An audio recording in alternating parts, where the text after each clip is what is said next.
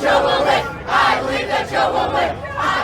Biden supported the Iraq War. Joe Biden supported the Iraq War. Joe Biden supported the Iraq War. Joe Biden supported the Iraq War. Joe Biden voted to deregulate Wall Street. Joe Biden voted to deregulate Wall Street. Joe Biden voted to deregulate Wall Street. Everyone, they're doing a press conference and we're right here. You can see here their protests about teachers' unions, poor school performance, and you can see here about these union bosses taking high pay and compensation. All right, I'm gonna call a left to pick up. Look at this. What do you guys think?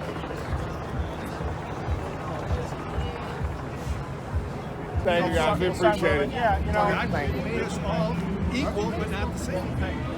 So keep moving, we're good to go. So I mean, I really think the problem with this state is the political system. The establishment is really the elephant in the room.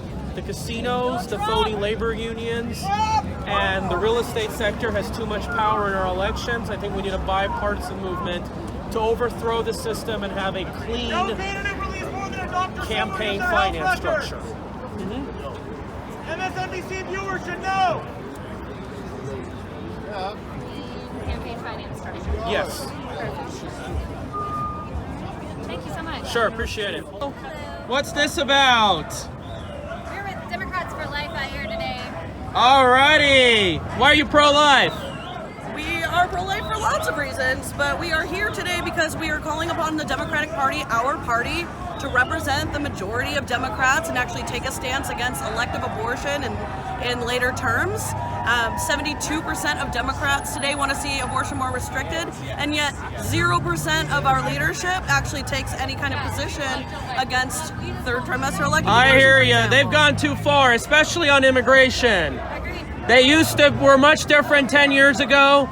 You look familiar, by the way. Yeah, I did a Vice thing one time. Vice? Pretty famous. Vice? I did a Vice thing. That's the only reason. Oh, okay. Recognize me. I'm Cyrus, by the way. Very nice to meet you, Cyrus. Sure. We just believe in protecting the vulnerable and the marginalized from the womb to the tomb, which is a democratic, progressive value. Sure. Except when it comes to abortion.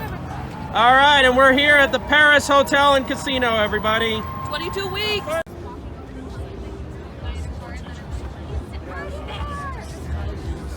California deprived and denied my daughter of medication. They tried to kill my daughter. California deprived and denied my daughter of medication. They tried to kill my daughter. So what you're doing is fine. Like we told the group before, you just gotta keep moving. That's all we ask. You can be out here with your sign. There was like a group of like 30 people here. She's the only one that's speaking to the powers that be. She's the only one speaking truth, and she's the only one that's holding them to account. She's the only one that can call Trump a bitch on Twitter and not get repercussions from that. In fact, it boosted her. So she knocked out all the other candidates in the debates, and they won't even let her talk anymore because she is ending campaigns. If they were to let her speak today, she would be telling Michael Bloomberg that his millions of dollars do not represent the American people. So, we need her on the stage, and we need her to get more support. And we're out here because she's going to do great in Nevada, and we're going to be supporting her. And I have something to say. I saw Yang at the Springs Preserve. I shook his hand. I told him that he should implement basic income around the world. And Tulsi's for UBI. Tulsi's yes, that's true. So if this election doesn't go anywhere, the Trump economy is going to implode, the interest rates are going to go up because that's what's pumping the economy, then Tulsi will come in and say we need to regulate and break up the banks, prosecute people, and that's probably the Republicans' biggest weakness, is that they... Let's get Tulsi in then. Yeah, so 2024 comes, that's when the economy will crash, then we can restructure, rebuild a progressive movement. Because the Democrats here are a joke. Open borders, all their positions has gone too far, and you know, here's what really sickens me. Yang, you know what, I just want a message for the Yang people. Aloha Gang is is alive and kicking. Yep. If you're Many looking, Yang if the scores Yang now. individuals are looking for people to support, Tulsi is 100% on UBI. Tulsi and Yang were the only people that were really speaking truth to power in these debates, and both of them at different times got media blacked out. Tulsi and Yang, they're people of color, and the labor unions, they talk about workers' rights and they talk about automation. But this phony culinary workers union, from as what I know, they didn't have any of those two people in their events. That is a complete sham. That shows that they're shills of the establishment and the casinos. In 2016, Tulsi was the only one to support Bernie Sanders full-heartedly. She resigned from her VP position in the DNC to support Bernie because she saw the election rigging that was going on for Hillary. And this time around, Bernie won't speak up and support Tulsi when she's being blacked out from the media. So I think we all need to appreciate her. That's right. That's right.